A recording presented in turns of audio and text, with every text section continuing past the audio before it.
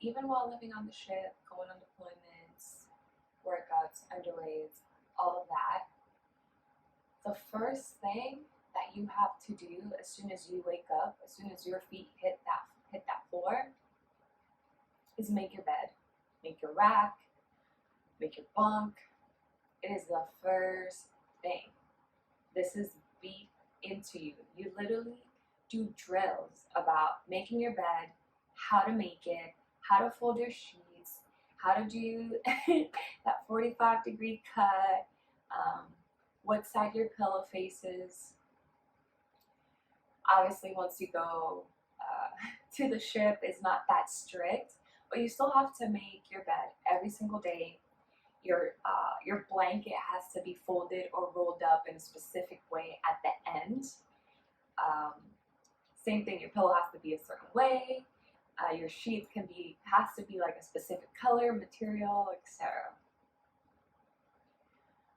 I've been in for 6 years. So for the past 6 years, this has been one of the tasks that is, it's somewhere in my memory bank that is supposed to be the first thing that you do in the morning. Obviously, this starts as a child, your parents teach you to make your bed as soon as you wake up. Then you become a teen or a preteen, and it's like, and then you become an adult, and now you're in this weird place where, like, I either make my bed or I don't. I remember that one of my reasonings for not making my bed when I was younger is it's inviting.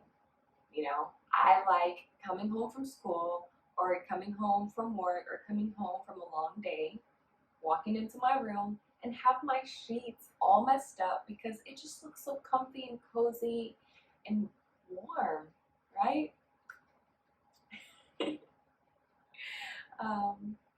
And so now as an adult and now this year, I have been playing with making my bed, leaving it unmade, messy. And one thing is still true. If I leave my bed unmade and I come home and I see it, I want to get in. It could be 1 o'clock, it could be 2. I could have a super early day and be done by 10 a.m. and come back. And if my bed is unmade and inviting, I might get in. And here's the thing, it's not ideal. Yes, resting is important, but that's why I have made corners around my house to do that. I have a reading chair. I have a hammock outside. I have multiple chairs in the backyard. I have a very comfy living room. I have my office. I have nooks and crannies to rest and recharge. Not necessarily sleep, but to rest. Whew. And now look at me. I make my bed, I want to say 5 to 6 out of 7 days a week.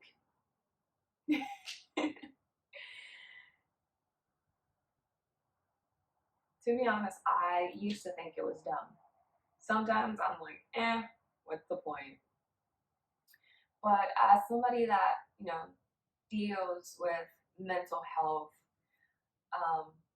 some days getting out of bed is my biggest accomplishment. Literally, getting out of bed, walking to the bathroom, brushing my teeth, drinking water. Like, it's very minuscule tasks, but it already feels like you've accomplished so much in your day. So, how I started making my bed, or how making my bed is pretty much an everyday task now, started with, wait for it, my partner. They make their bed every single day. It is like, I think it's rare the days that they don't make their bed. I really enjoy waking up at their place because as soon as I get out of bed, bed is made. And I don't know, it just feels so nice, right? So then when they started sleeping over, it's like I would wake up, I'd go make coffee, and I'd come back and my bed was made. Like, what? And it's not so much of like, oh no, I have somebody to make my bed for me. No, it's like it really changed my whole mood and my outlook on my bedroom. Mind you, this is not the same bedroom I was in a year ago, but it's still the same concept. It's still the same bed. It's still the same sheets, and the feeling is still there. I wake up, I go make coffee, I come back, my bed is made. And for the first few months, it was like, oh my God, like, what am I even doing with my life? Like, I'm dating somebody that has their shit together because they make their bed. I find it funny. So, that little, ¿cómo se dice? Gesture, that is actually a gesture. That gesture is part of their love language, right? That's how they express their love towards me. And it's funny how this video and how this little talk is coming all together, because my original plan was just to sit here, tell you that I didn't feel like doing yoga, doing a couple pranayams, and then calling it a day. But I decided to make an adventure of it, and if I don't focus, I will lose track. Like, focus of what I'm trying to say. So, them making my bed whenever they would sleep over is part of their love language, is how they show love. So now, being with somebody that would do this, it got me thinking, okay, making my bed, what are the benefits? And I'm not talking about going out, Googling or buying books and going down the rabbit hole of all the scientific studies that have been made regarding making your bed. I started making my own bed. And I noticed how on the days where my mental health was not the greatest, making my bed, like I said prior, was a big accomplishment. I accomplished something in my day, even if 10 minutes later I would spend the next 12 hours laying on my couch staring at the wall. That's a story for another day. But slowly but surely and gradually, making my bed has become second nature as soon as I wake up.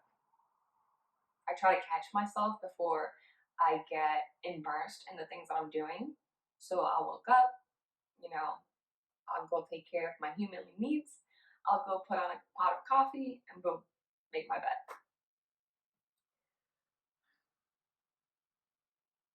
Best place to start if you're trying to incorporate routine into your life. Make your damn fucking bed.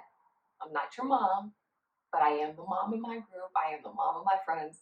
And I have to be like, ¿y tu cama? What's this Pixar? Like, I am my mother's daughter, She would probably laugh at me if she heard me having this conversation with you guys. So, making your bed in order to conquer the world. I'm not specifically going with this anywhere. Just telling you that making your bed can make a huge, huge, huge, huge difference in your life, in your day-to-day life. So, the original intent behind this video was to whine and gripe about my body not feeling up to the challenge of participating in my own yoga challenge that I'm hosting. I am sore. It's been 4 consecutive days of doing sun salutations in the morning and the evening on top of teaching class. And my body is feeling it, it's catching up to it. I'm also still recovering from a pinched nerve in my back. it all ties into honoring your body as well. I don't feel up to doing one thing, so how can I still honor myself by doing another? And it was going to be pranayama and, a pull from my gratitude deck and an oracle deck, sorry, a tarot deck, because that is part of my routine as well, a little checking with myself. And it's funny because as I was doing the Palo Santo over me, something was like, your aura is heavy, your aura is heavy. And I'm not saying aura, I am saying ori. Me, for some reason, my R's in English are messed up. Like, why? So yeah, so I was doing energetic cleanse, and it's ori is heavy. Ori is heavy. And it's like, okay, let's breathe. So I do want to, share this stuff with you guys. And I find it funny because guess what book I have? It's called Make Your Bed. Little things that can change your life and maybe the world. Why do I have it? I don't freaking know. And considering that it's from a retired US Navy admiral, it makes me question myself even more. But that's growth. That is growth. So, make your damn bed. Take a few minutes in the morning for yourself. And then go about your day and conquer the fucking world. So, I want to share with you guys pranayama, or the breath work as it's more now commonly known. So, you're going to come to a comfortable seated position. It doesn't matter if you are sitting on a bed, sitting on a cushion, sitting on the floor, on your yoga mat. What I want you to be conscious of is having a straight spine, being comfortable so that you can stay here for a few minutes. You can go ahead and, wiggle your body in any way. I am one of those inflatable thingies that you see at car shows or car dealers or stores, whatever. That is what my body feels like. Anytime I'm like, okay, let me bring movement, intuitive movement to places in my body. And even though it probably looks, so smooth, so controlled, I really feel like I'm just flailing around like one of those balloon thingies.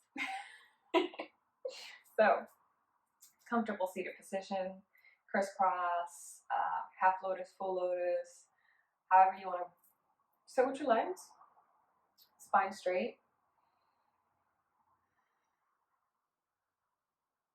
Make sure you're leading with the heart.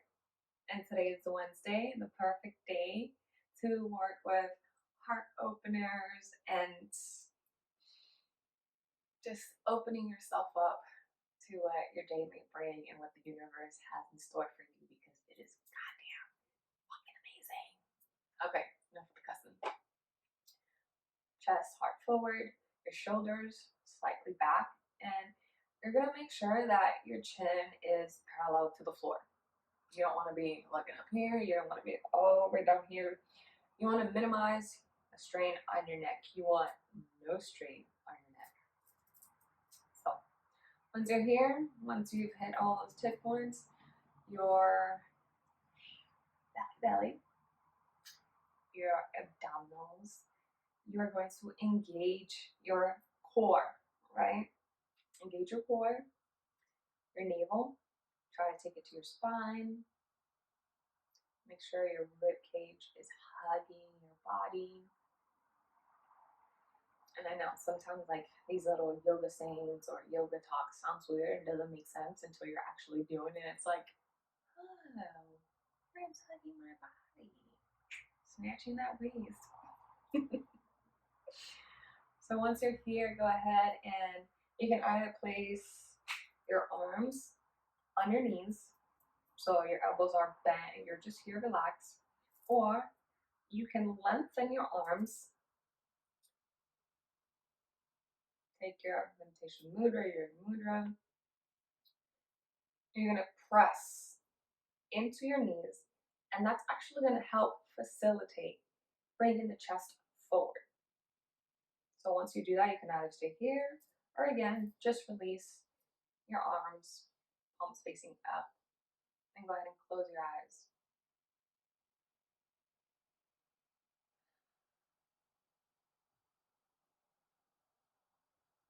Go ahead and start taking your inhales through your nose, mouth closed. Exhaling through the nose as well. And just follow your normal breathing pattern.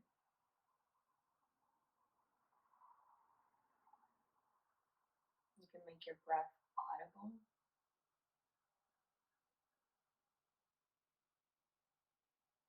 as well as silent, however works for you.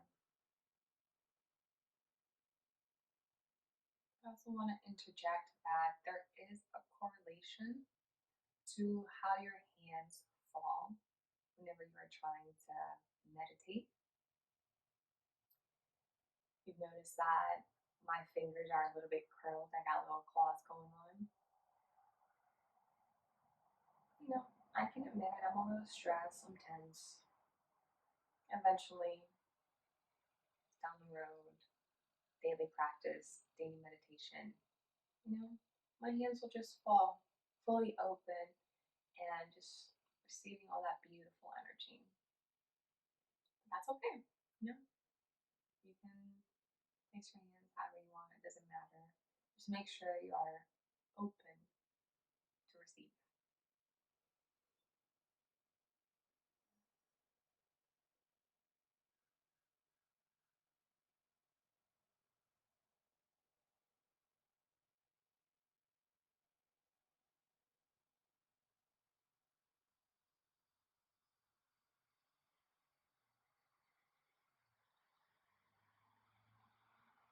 Keeping your inhales and your exhales even.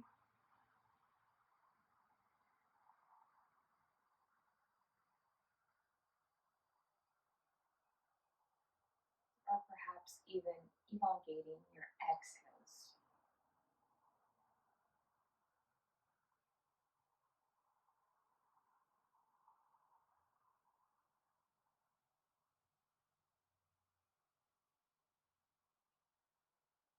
Once you've settled into your body by means of breath, start checking in with it.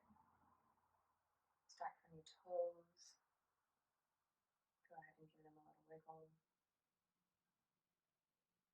Feeling your legs.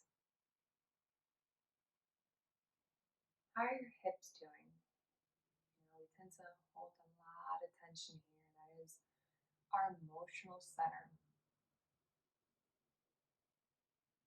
The hips are also a great portion of your body to work on Wednesdays. And there truly is nothing that says like Wednesdays are the days. But you know, it's in the middle of the week, el ombliguito de la semana, and it just feels right, you know?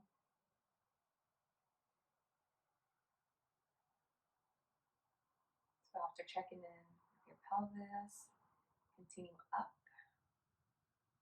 to your belly, your chest. How's your heart doing? How are you in your emotional low house? Are you loving yourself enough? Are you receiving love enough?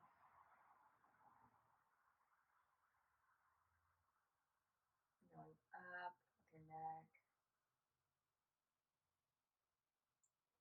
Move your neck or your head however you want. You can go around in circles. Help alleviate some tension there. That also helps with feeling tension in your back.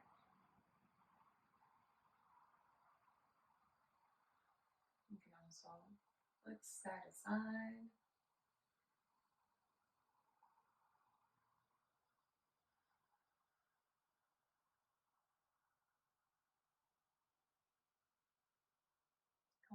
center.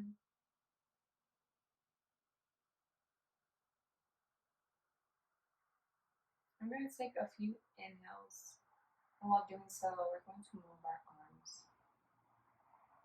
You're going to inhale, bring your arms above your head, still with your eyes closed. Have your palms meet together at the top. Inhale, lengthen that spine, and exhale. Release the arms down.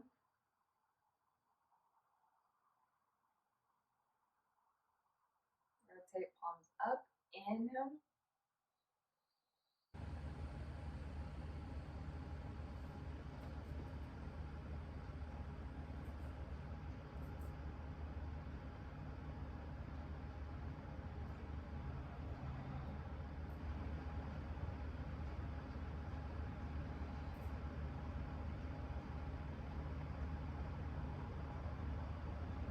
Now as you exhale, rotate to the right, placing your left palm on your right knee.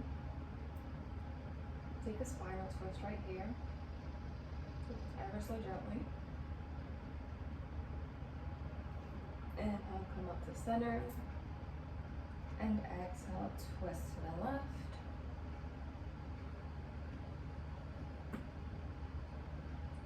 Yep, that was the back. Inhale, come up to center, and exhale, hands to heart center.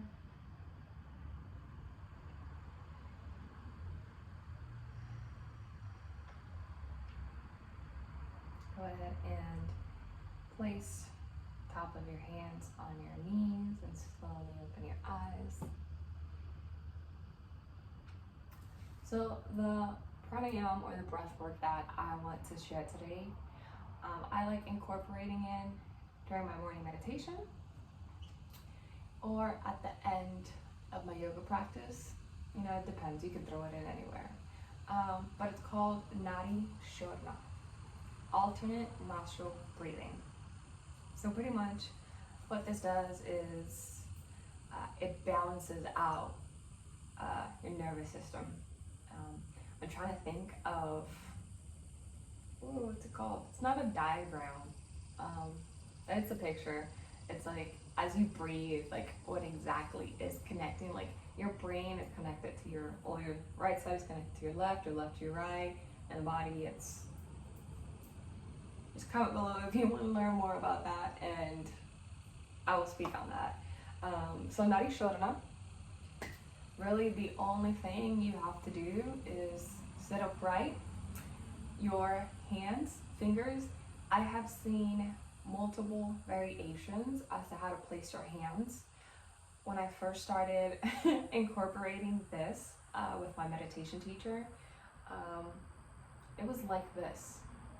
I don't know how vulgar this is gonna sound, and I'm sorry, but I know it's gonna click to some people. Actually, no, scratch that. I'm going to just explain the fingers.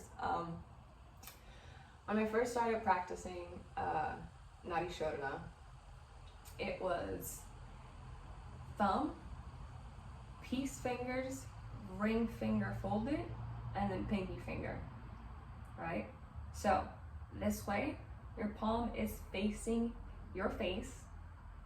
Your peace fingers is placed right in the middle of your forehead where that third eye is. With your thumb, you close the right nostril, and with your pinky, you close your left. So pretty much all that is moving is pinky and thumb, pinky and thumb. That's one way.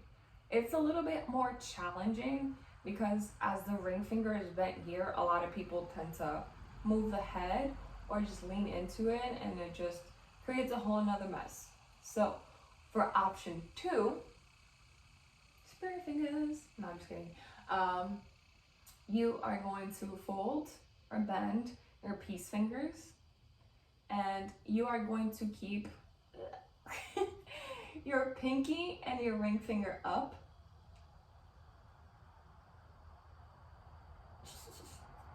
I had a car door slammed on my fingers when I was a kid. So till this day, I still struggle to like put my fingers straight. Like it took me years to finally be able to close my hands kind of properly. But it's pretty much pinky, ring finger, peace fingers bent, and thumb. Place it in front of your face, and same activity as this. So, but obviously we ain't gonna do this. Your thumb closes your right nostril. Your ring finger is what closes your left, but your pinky finger is supporting it. And you can either, just move your hands like this, but then it could strain your wrist or it just gets tired. Another option is you slowly move your head as you move your fingers. So the hand and arm, it just stays here. Obviously you're moving your thumb and fingers, but you're also slightly moving your head side to side to facilitate that closing of the nostrils. So you are by now a little warmed up with those breathing exercises, just inhaling and exhaling, preparing the body. A little quick in my neck. We're going to take Nadi Shodhana. We're going to take about 5. Let's do 5. And you do it by taking a deep inhale through your nose. Slowly exhale through the mouth. Inhale through the nose. Exhale through the mouth.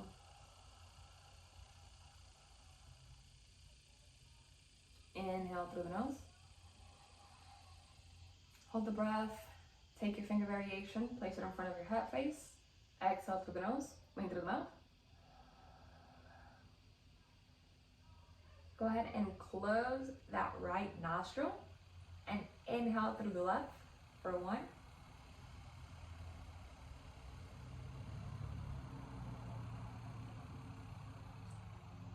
Close the left nostril and exhale.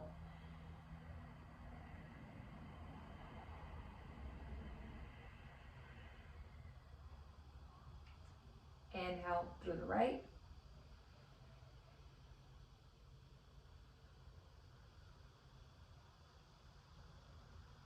Exhale through the left.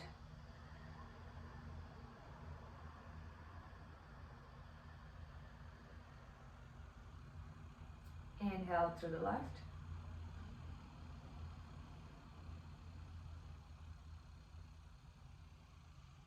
Exhale through the right.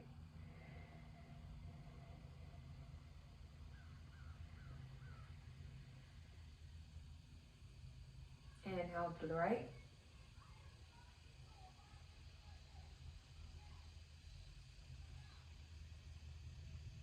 Exhale through the left.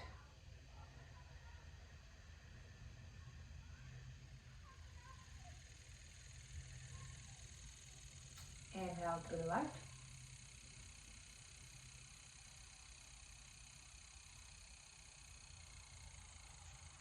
Exhale through the right.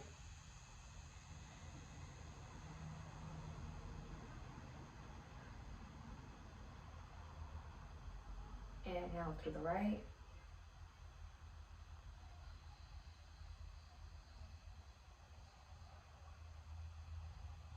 Exhale through the left.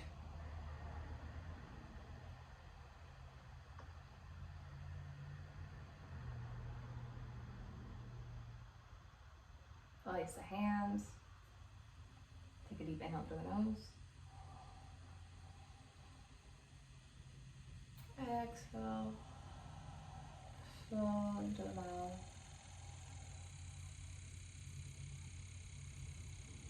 Slowly open your eyes.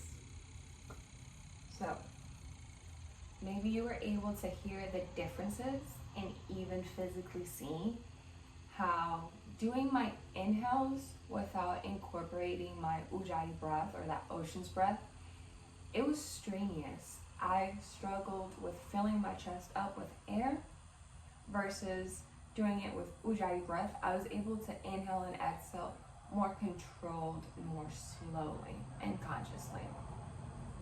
So,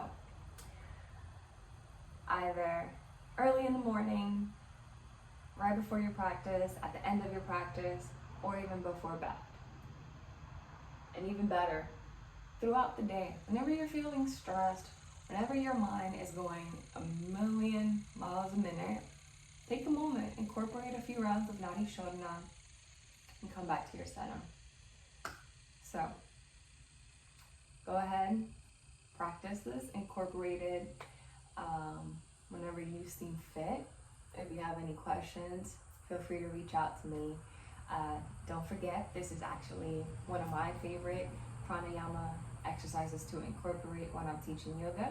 So you can either catch me at the studio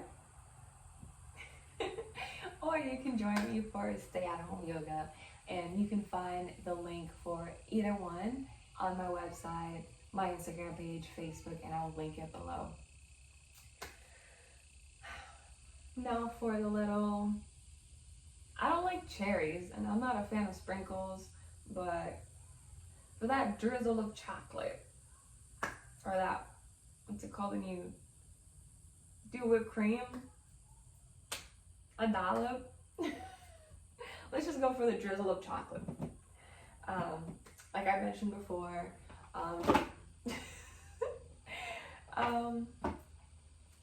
right as I'm drinking my coffee, right after I've made my bed and I'm doing my exercises to check in with myself right before I get on my mat, I pull tarot or oracle decks. This morning it's an inspirational deck and my tarot deck. So, disclaimer, I am not a professional. I do this strictly for myself, close friends, or whenever I feel called to share a channeled message. So,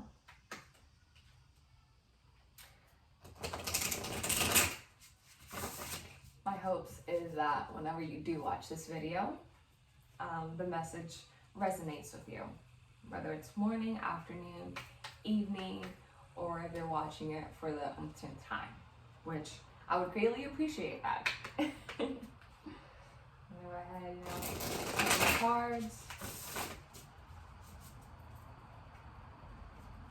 give them a little razzle dazzle.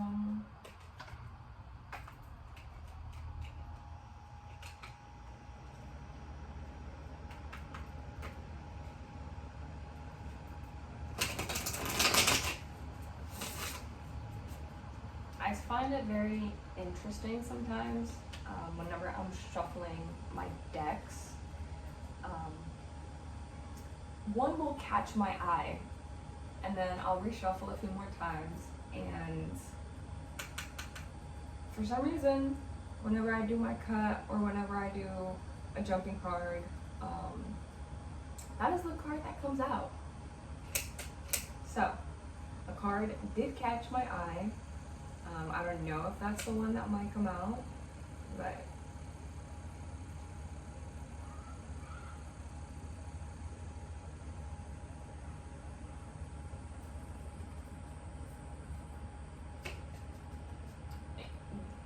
and I shuffled my deck right before you guys saw it, and as I'm about to shuffle again, the same card that caught my eye almost fell out, but I'm not ready to do the pull yet.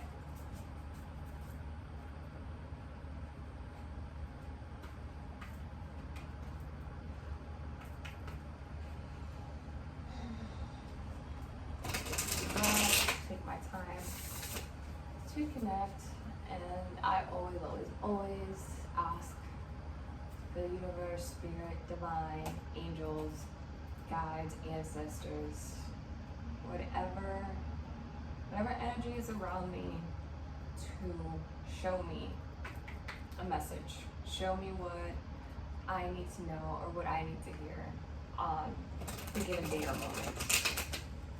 You know, I welcome whatever comes.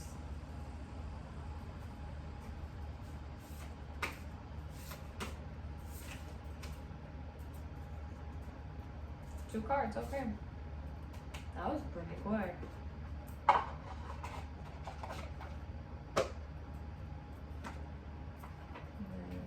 For my inspirational little cards. Oh!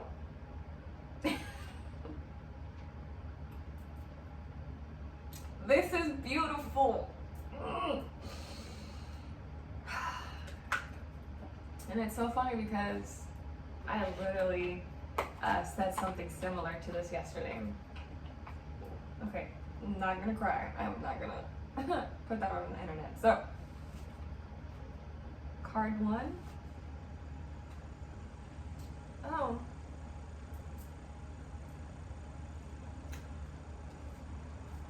And don't mind me.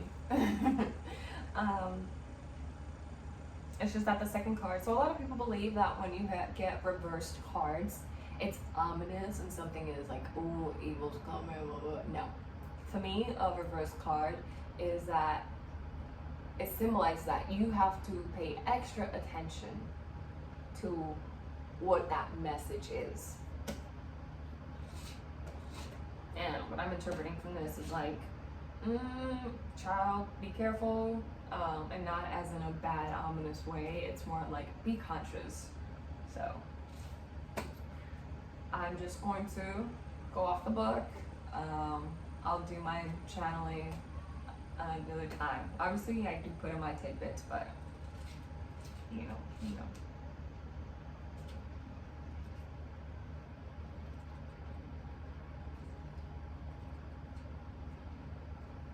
So, for the first card, and actually not even just the first card, the 2 cards.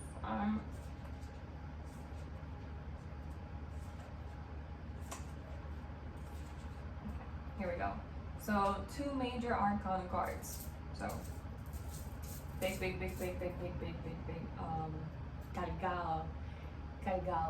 In English, it's heavy, but it's not heavy. Like, it's not like on my shoulders. It's like, it's heavy. Like, it has a lot. It has a lot of information. There we go. So the first card, it's the Chariot.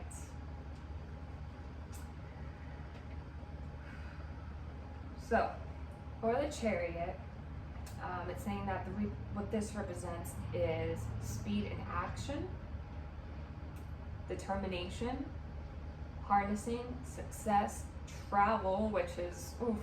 When I saw it, that's the first thing that came to me. It's like, what journey are you going on? Like, are you ready? Are you ready to travel? Are you ready to do this? Willpower and control. Oh, and I misplaced it a little time. Okay, here we go. So it says, the universe constantly gives us the opportunity to become the person we want to be. The first thing you see when you go into my website is the journey to becoming yourself. Okay, I'm gonna stop spazzing. I'm sorry, y'all. You get to see the crazy, unfiltered, genuinely authentic me. I don't care. The universe constantly gives us the opportunity to become the person we want to be. It's a magical time for taking inspired action. Push ahead with willpower and determination because you will get there. Remember, inaction is the same as deciding to stay still. The Chariot reminds you that while you're on your way to your goal, you need to make decisions about your best path forward. If you feel pulled in 2 different directions, know that you will be able to coax both of these energies towards the same target. Charging ahead without paying attention to your path can sometimes be harmful to those in your wake, so take care not to trample on others on your way up the mountain. Choose the things that you really want. Focus your effort and move swiftly. If you aren't sure what your direction is, then it is time to make some plans, align goals, and spark dreams. I don't know about y'all, but I am getting my life read to me. Like, those in my inner circle, those like that know what's going on, like y'all know that This is it. And I will post a little meditation tidbit on my Instagram. So, with, regarding this. So, next card, the Devil reversed. Boom. This is where you have to be conscious. So, you're going to do all this, and you know how it said that there's two paths? What are you going to get tempted by? Are you going to, disregard your goals and find something different that's shiny? It's like, ooh, no. Let's just see. I'm going to stop talking.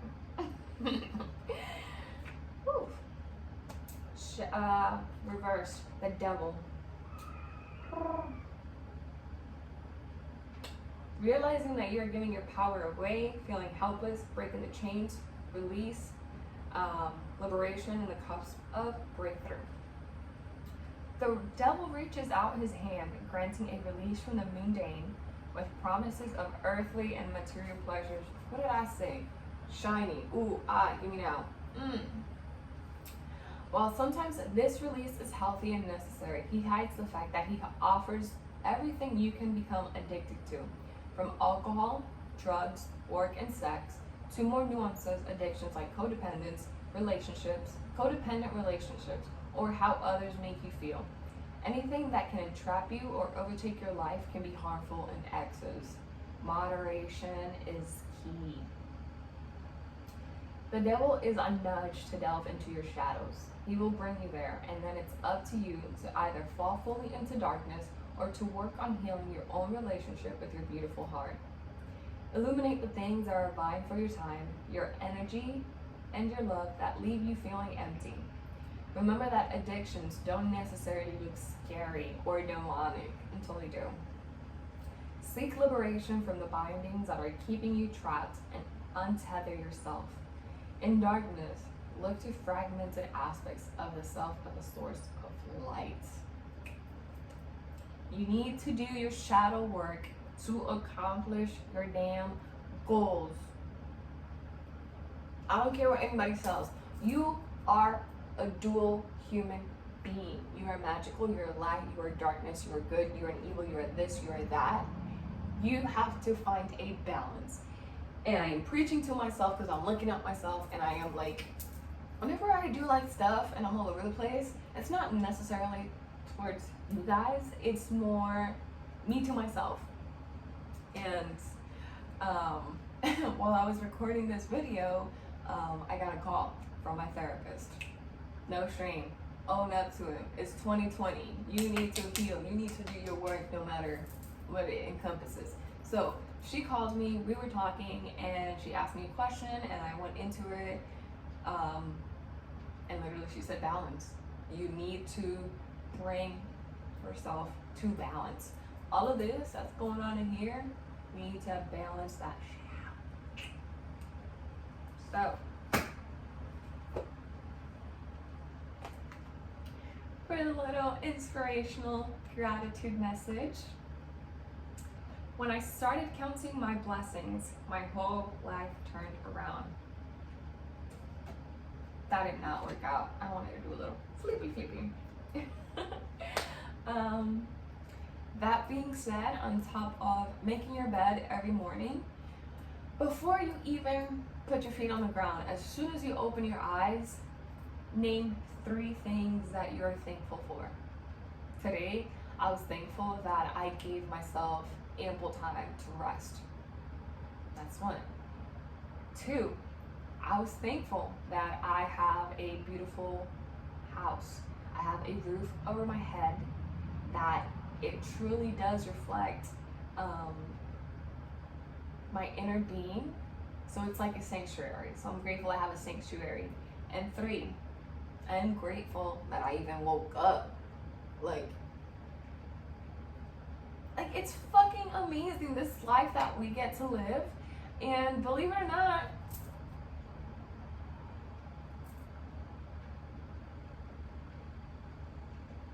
years ago, I didn't want to fucking be here. I didn't want to live this life. I was so done with it. But guess what? whatever higher power is out there wants me here, kept me here, and here I am. So be fucking thankful that you're even here. Okay, I'm done being a cuckoo. I wish you the most beautiful and amazing days so far in this journey of your life.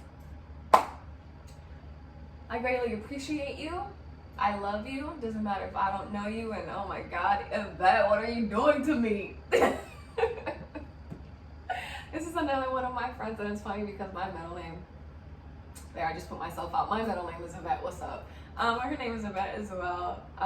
And when we first met, like, I had this resting bitch face, even though it wasn't my intention. And she hugged me, and she said that she loved me. And she read me because, like, in my head, I don't know her, you don't know me, and you're being affectionate, and you're showing me love, and my dumb ass cried, that's for sure. But yeah, I'm here for you. I love you. I don't have to know you. You don't have to know me. You don't even have to like me. I'm still going to love you. And I will be deeply, deeply, deeply grateful for you as well if, you know, you interact with me, give me some feedback, follow my social media, go to my website, book a class, support a girl, help a girl pay her bills, and follow her dreams. Blessings.